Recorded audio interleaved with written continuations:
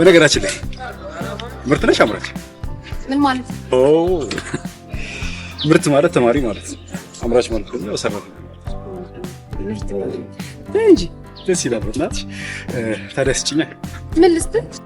ስልክሽ ኖ በቃ 0911 ኖ አይሆንም። ሌላውን አንቺ ኖ እና ጓደኛሽ ጋር እየሄድሽ ነው እንዴ? እስካሁን ድረስ ሳዋራሽ የምታስለፈልግ ምን አለበት? ምን አለበት ደግሞ ታካብቻለሽ እንዴ? ፍሩሽ ጋር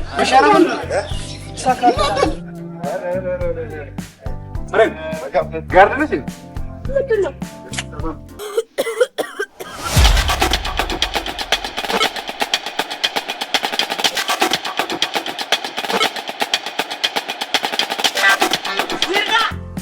ይርጋ ይርጋ